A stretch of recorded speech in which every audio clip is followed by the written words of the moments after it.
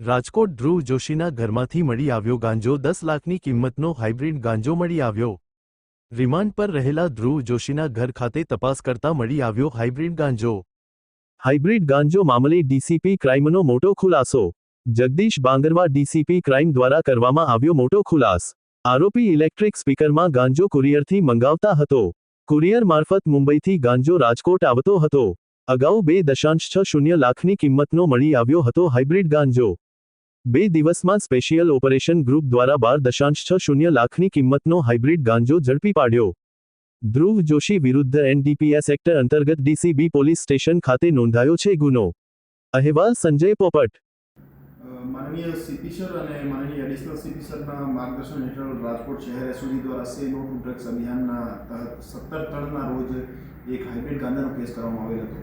એમાં આરોપી ધ્રુવ સંજયભાઈ જોશી પાસેથી આશરે 70 ગ્રામ જેવું હાઇબ્રિડ ગાંજો પકડવામાં આવેલ હતો। એને કોર્ટમાં પ્રોડ્યુસ કરવામાં આવેલ હતો અને નામદાર કોર્ટ દ્વારા એમના 5 દિવસના રિમાન્ડ ગ્રાન્ટ કરવામાં આવેલ હતા।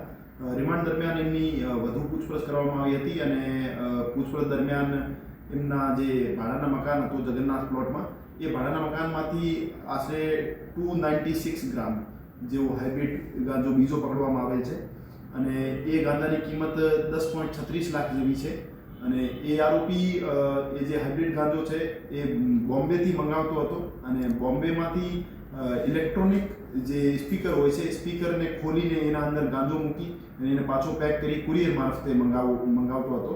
તો હવેથી અમે કુરિયરની રેન્ડમ ચેકિંગ કરીશું અને જે નવી એમઓ અમારા ધ્યાનમાં આવી છે કુરિયર મારફતે એનડીપીએસની સપ્લાયની, એના ઉપર પણ અમે વોચ રાખીશું। એ જે હાઇબ્રિડ ગાંજો છે એના સરકારી ભાવ પર કેજી 35 લાખ જેવા છે, તો એના છૂટક એની કરતી વધારે ભાવમાં છૂટક વેચતો હતો અને અમારી પાસે અમુક કન્ઝ્યુમર્સના નામ આવ્યા છે।